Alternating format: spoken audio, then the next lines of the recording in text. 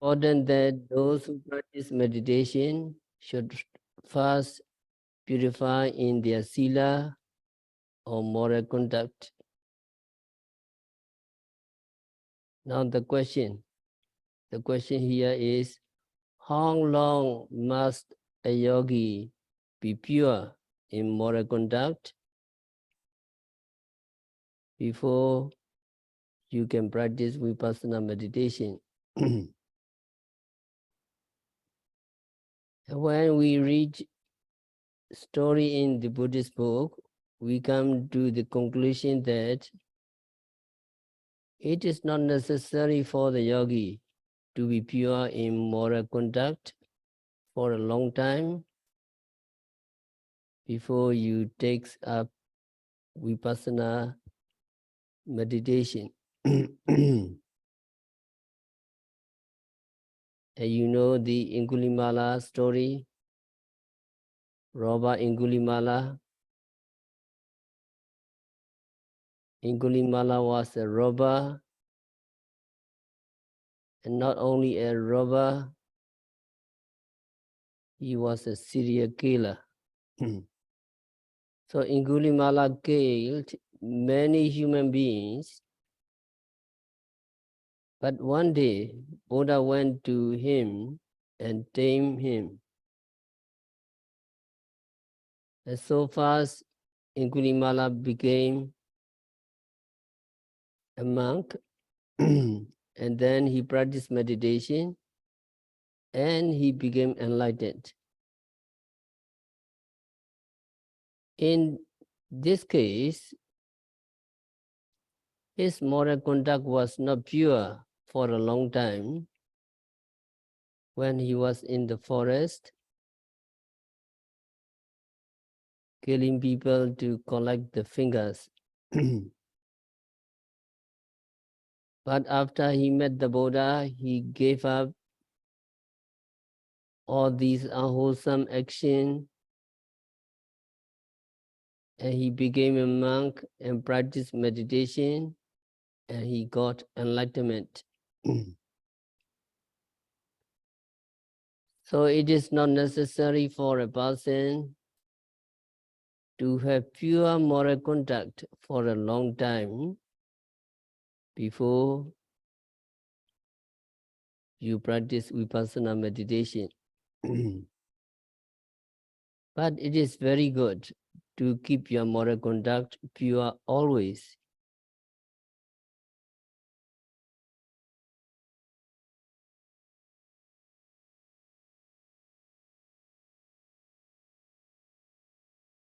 We are not encouraging you to be impure in your moral conduct and then just purify before practicing meditation. But we need to understand that purity of moral conduct means purity in the moral habits when you practice vipassana meditation.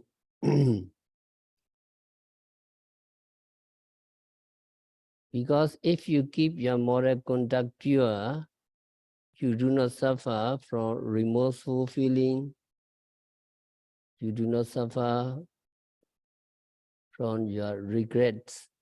Your mind is calm,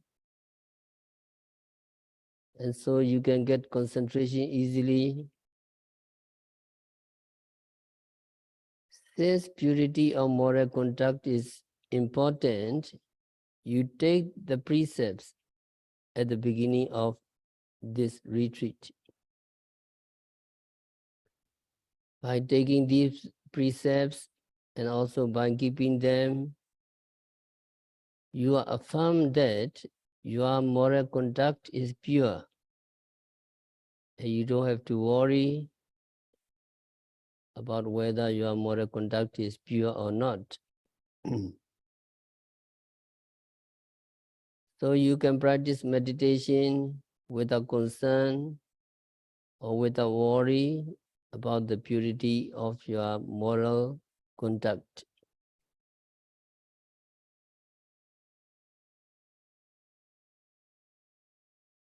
When there is no worry, when there is no anxiety about your moral conduct,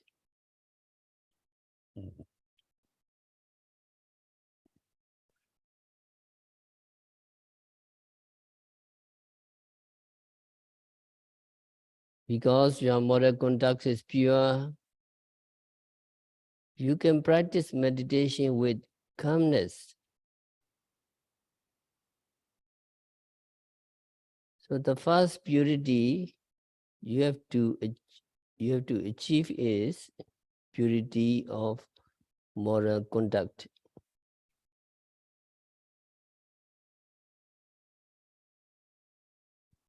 And this purity of moral conduct is not yet meditation.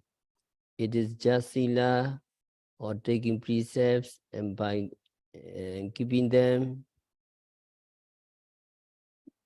But it is a firm basic for your practice of meditation. That is why the purity of moral conduct is included in the 7 stages of purity in your practice of vipassana meditation. Now we go to the second stage of purity. The second stage of purity is called purity of mind. Purity of mind is interpreted as meaning the attainment of neighborhood concentration and jhana concentration, upachara samadhi and jhana samadhi. In order to attain neighborhood concentration and jhana concentration, you have to practice samatha meditation.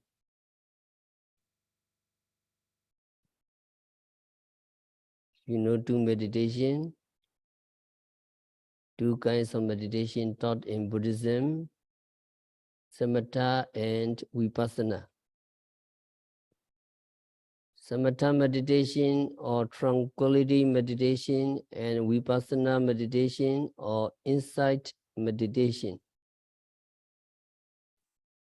You can get neighborhood concentration, upachara samadhi, and jhana concentration, jhana samadhi, only when you practice samatha meditation.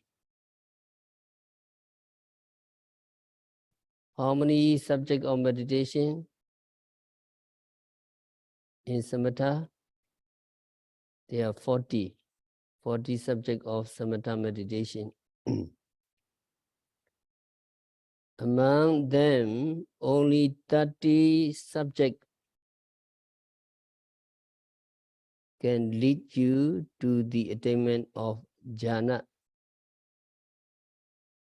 But all 40 can lead you to attainment of neighborhood concentration, upachara samadhi.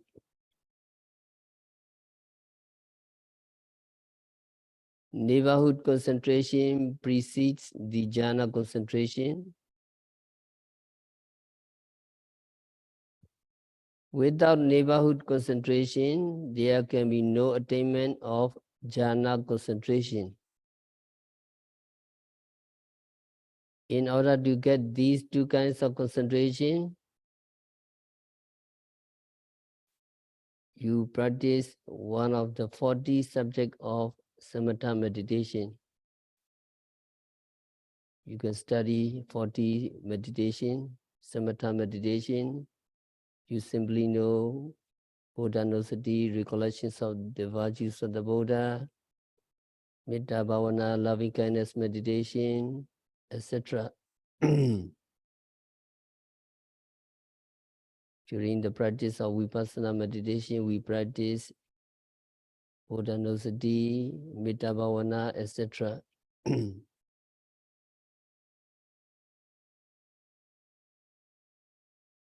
And neighborhood concentration is so called because it is in the neighborhood of jhana concentration.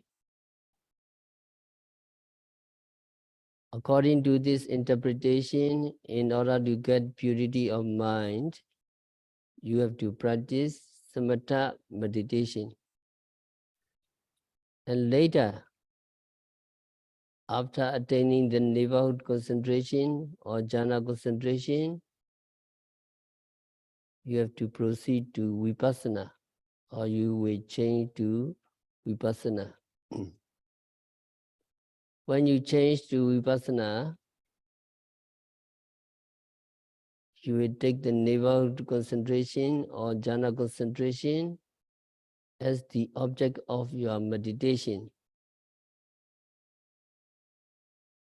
In other words, you will practice vipassana on the neighborhood concentration or jhana concentration.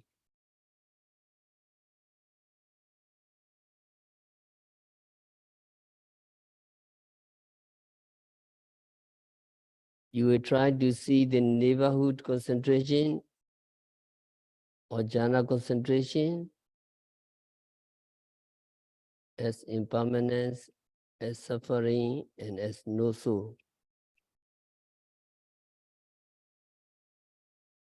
It is for those yogis who practice samatha meditation first and then change to vipassana meditation. Such people, such meditators are called in Pali samatha yanika. That means those who have samatha meditation as a vehicle.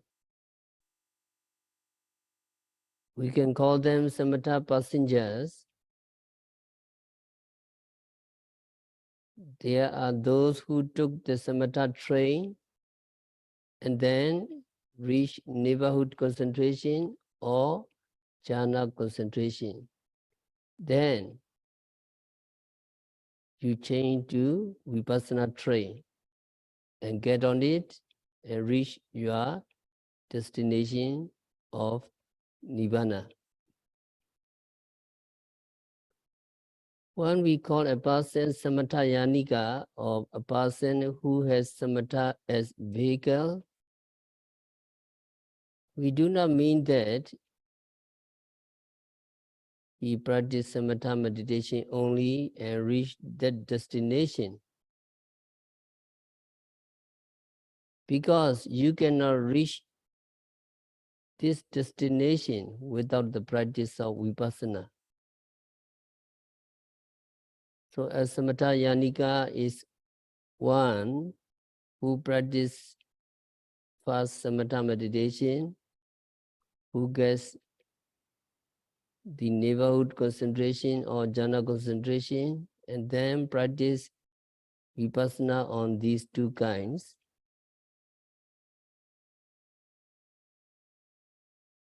And ultimately reach your destination.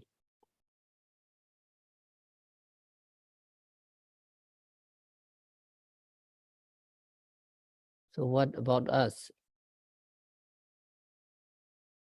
We do not practice samatha meditation to gain jhana, so do not get neighborhood concentration and jhana concentration. This neighborhood concentration and jhana concentration are described as the purity of mind. So how are we to get purity of mind without neighborhood and jhana concentration? Or can we skip this stage? Can we skip from purity of sila and go to purity of view, the third stage? No, that is impossible. That is impossible because these stages, Sila-Visuddhi, Citta-Visuddhi, and Ditthi-Visuddhi, these stages are to be attained one by one in their due order.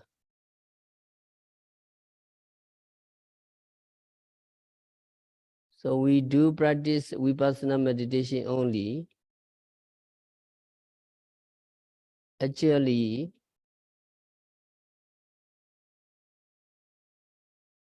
we do not skip the second stage, the stage of purity of mind.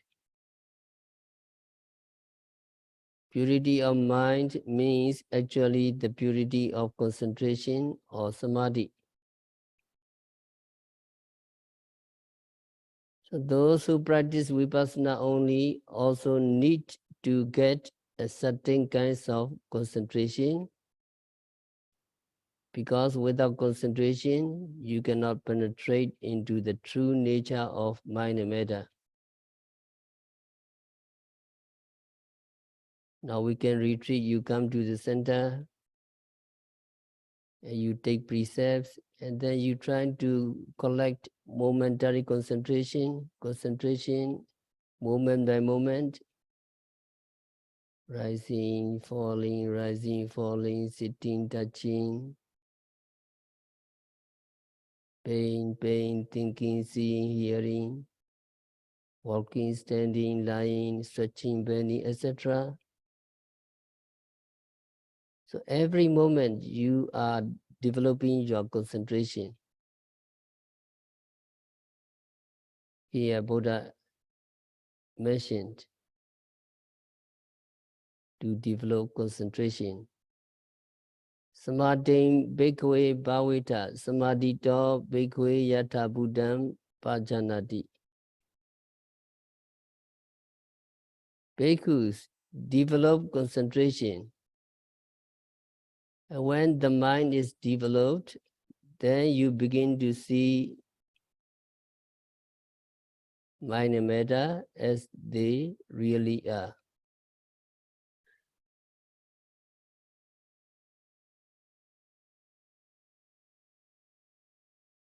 Samadhi bhikkhave bhavita, samadhito bhikkhave yatha buddham pajanati.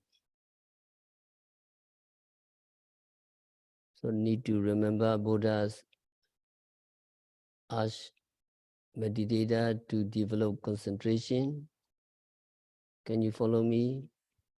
Bhikkhus develop concentration. Bhikkhus develop concentration. When the mind is developed,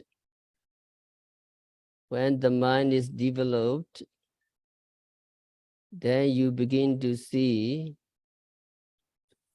mind and matter as they really are. When the mind is developed, then you begin to see mind and matter as they really are.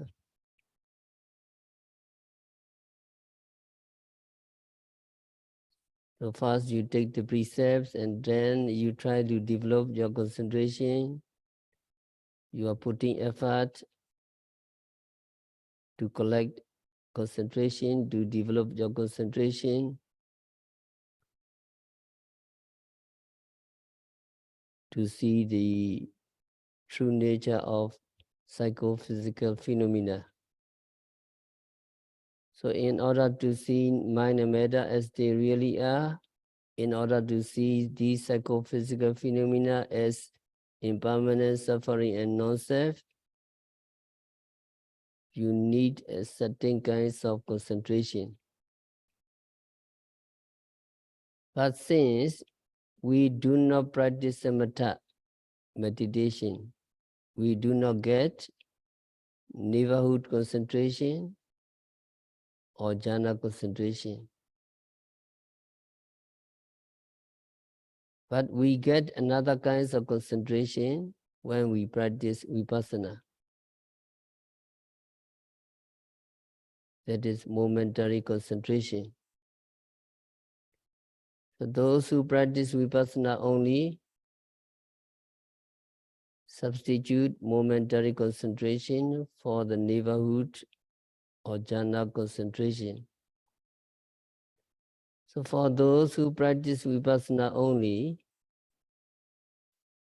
momentary concentration is called purity of mind.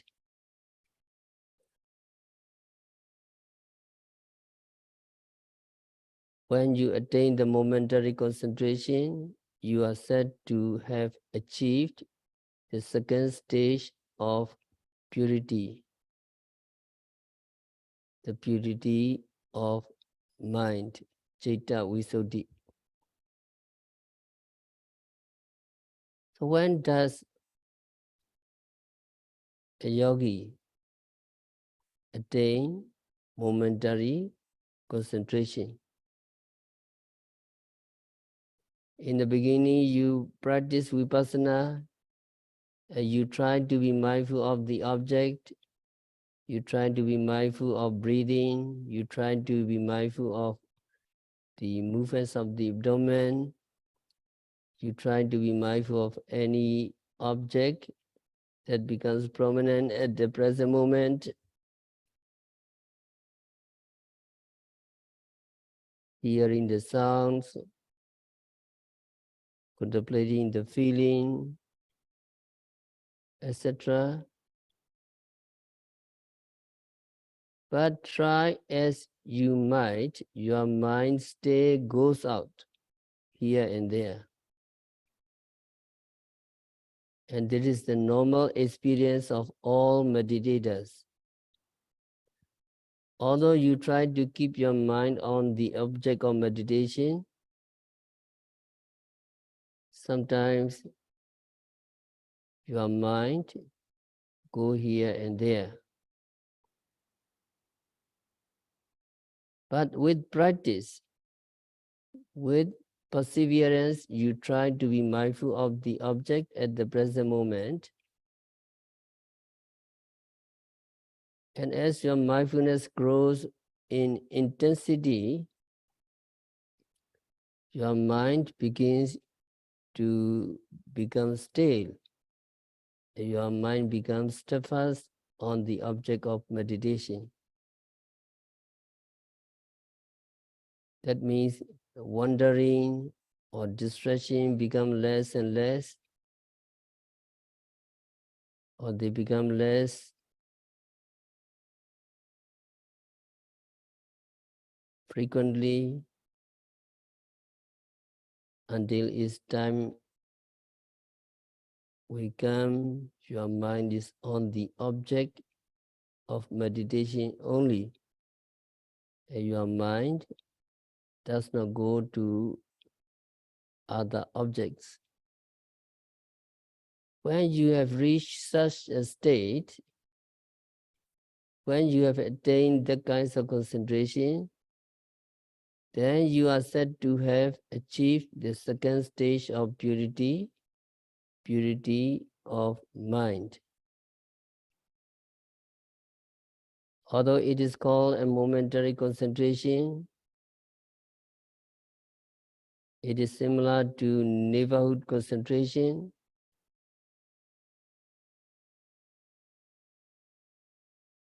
When you practice samatha meditation,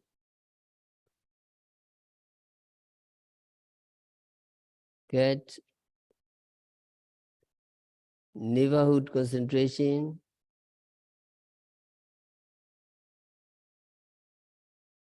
and your mind is on the meditation object, or your samadhi, your concentration is on the meditation object only, and it is not distracted. At that time, the obstacle or mental hindrances, nivarana, all are subdued.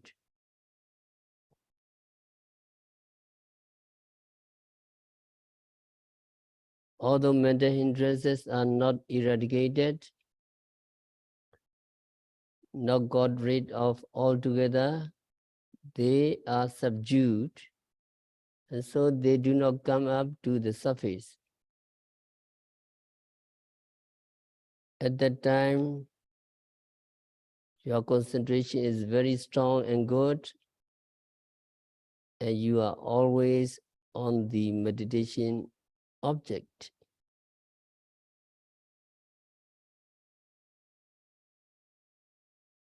In the same way, during Vipassana meditation, when you get the momentary concentration, your mind is always on the object of Vipassana meditation.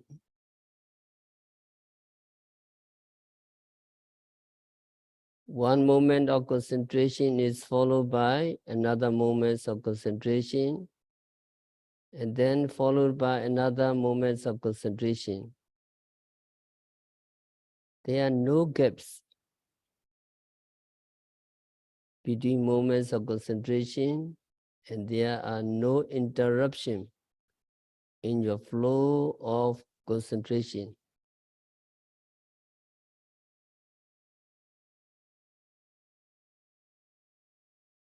The difference between the neighborhood concentration and momentary concentration is that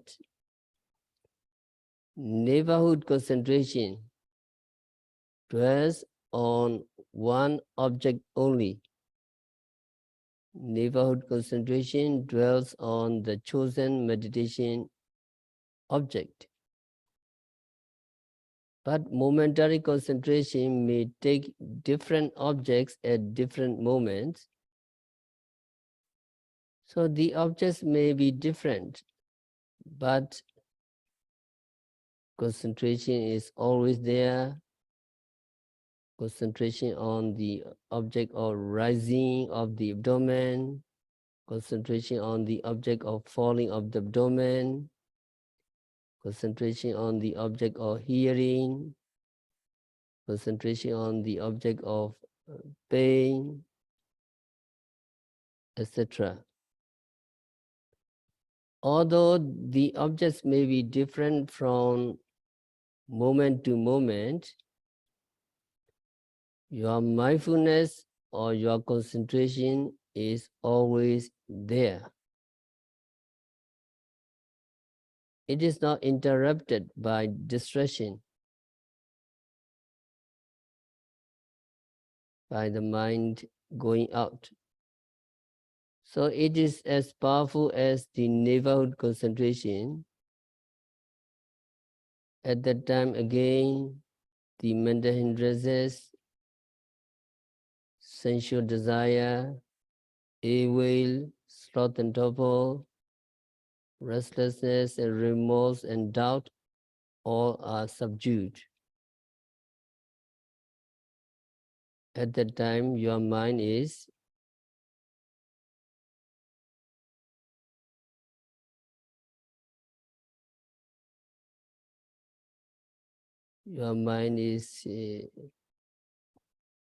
responsive, your mind is healthy, your mind is tender and flexible, your mind is rejoiced greatly, your mind is pure. Kala Chaita, Mudu Chaita, Vinivana Chaita, Uddaka Chaita, and Pasana Chaita. Your mind is healthy, so it react quickly to see the true nature. Your mind is tender and very flexible to capture the reality. Your mind rejoices greatly because it's pure. So when you get momentary concentration, your mind becomes steady, calm, and then you begin to see the mind and matter clearly. In the beginning, you may think that you see the object clearly,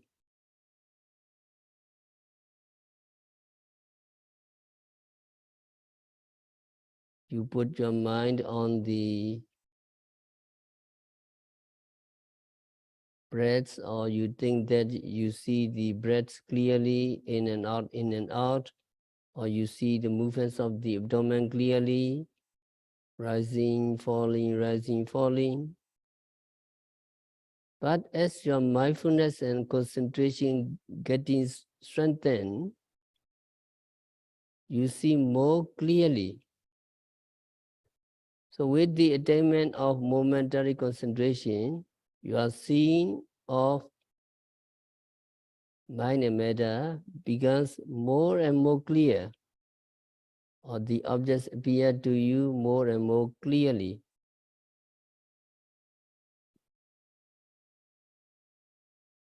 And whatever object you keep your mind on, you see it in your mind clearly. Clearly means without mixing with other objects. In the beginning, sometimes even mind and matter are mixed together. You do not see clearly mind and matter separately, and they may appear to you mixed up. But with the growth of concentration, you begin to see mind clearly and matter clearly. And you begin to see that this mind and matter as a pair arise and disappear.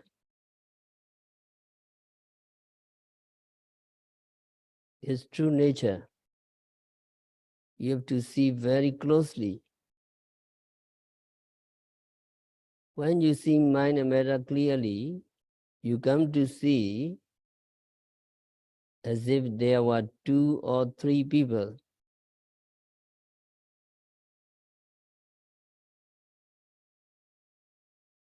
So during many retreats, some yogi reported, formerly, I thought that I was just one person. Now I was 2%.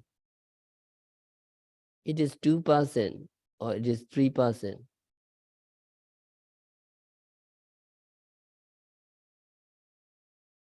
Previous thinking is totally wrong.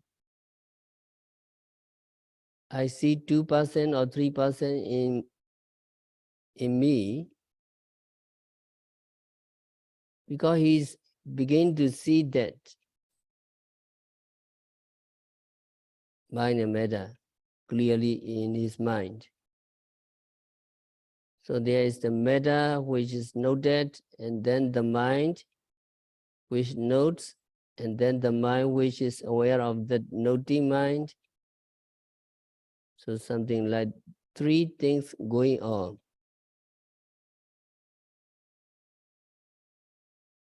So when you see in such a way,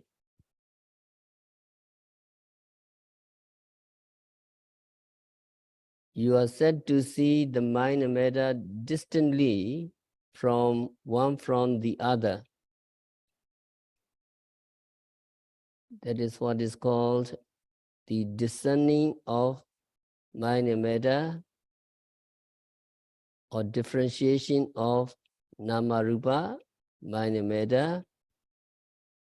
That is the first vipassana knowledge.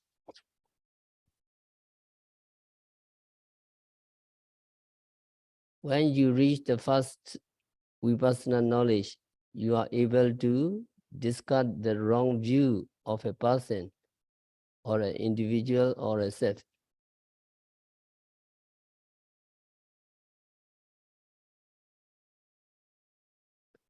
Because what you see for yourself are just mind and matter, arising and disappearing, or going and coming as a pair, and you fail to see anything over and above mind and matter at every moment. When you see mind and matter at every moment, you lose. the wrong view that there is a person, there is an individual, there is a permanent entity. So you are able to discard the wrong view regarding the personality, regarding yourself.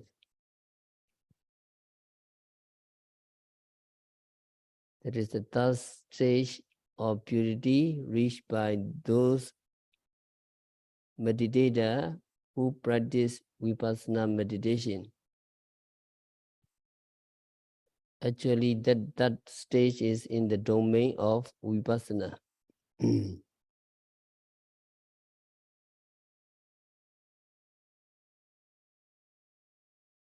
But even the stage, strictly speaking, is not in the vipassana proper. In order to understand that, you need to know the meanings of the word vipassana. So someone asks you, what are you doing? I'm going to practice vipassana.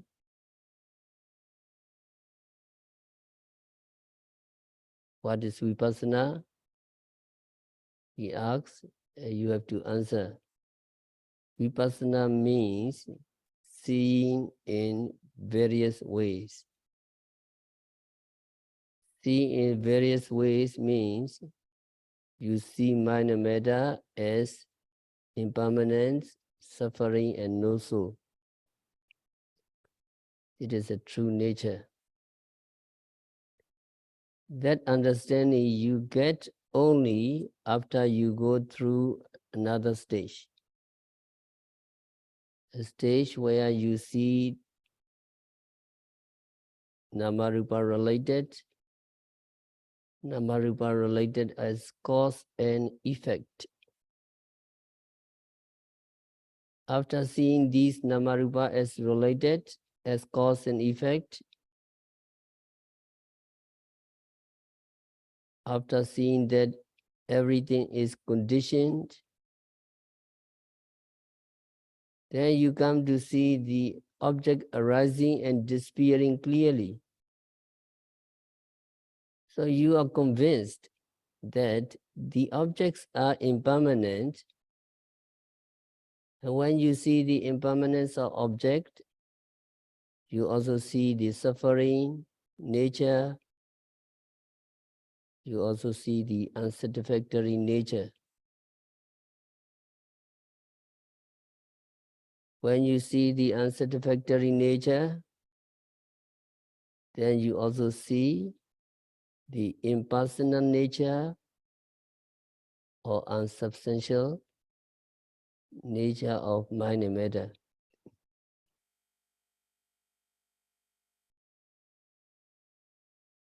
Actually, vipassana begins with the seeing mind and matter as impermanence and so on. Before that, there are two stages.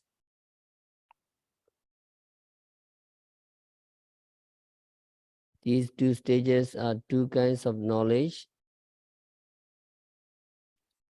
These two kinds of knowledge are also called vipassana knowledge because they proceed towards vipassana.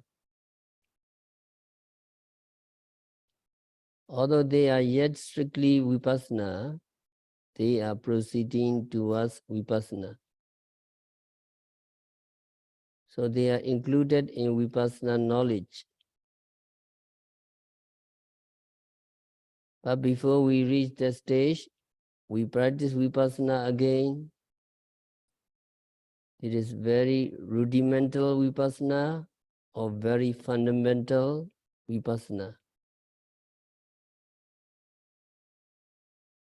That is, before we get momentary concentration, still we practice vipassana and not samatha meditation.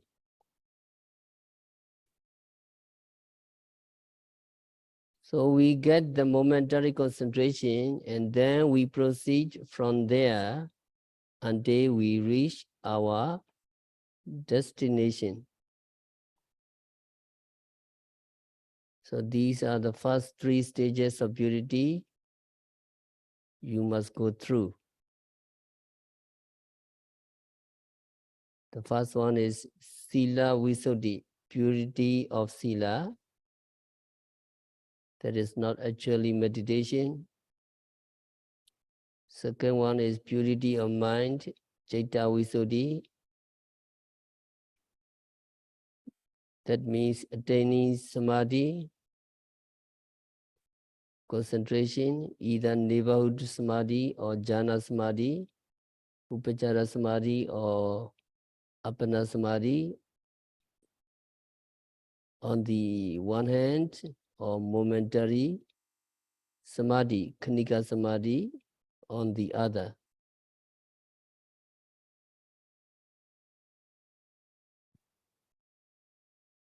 After that, you reach the stage where you discern mind and matter clearly.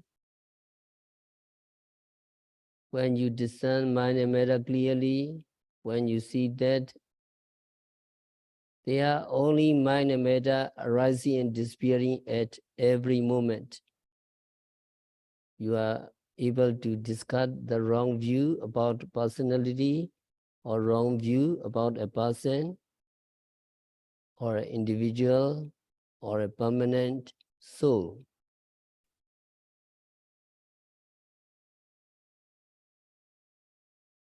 So these are the 3 early stages in Vipassana meditation. So we want all yogis to remember just these 3 stages. But there are 7 stages of purity. You just remember 3. Sila-Visuddhi, stage of moral purity. Citta-Visuddhi, stage of purity of mind. Ditthi-Visuddhi, stage of purity of views. Can you follow me? 3 stages of purity. Sila-Visuddhi, Citta-Visuddhi, Ditthi-Visuddhi. Sila-Visuddhi, Citta-Visuddhi, Ditthi-Visuddhi. Stage of moral purity, stage of purity of mind, stage of purity of views. So stage by stage, first you need to purify your moral conduct, and then you try to develop your concentration. And when your momentary concentration getting strengthened, your mind become purified, and then you can see the true nature of the mind and matter. Your view must be purified. So we have to stop our discourse for today. By practicing Vipassana meditation, by noting, rising, falling, sitting, touching, standing, walking, seeing, hearing, smelling, tasting, touching, and knowing, by observing every phenomena occurring at the 6 senses, continuously and meticulously, may all yogis be liberated from all suffering. May all yogis realize the real peace in the very near future. Sadhu.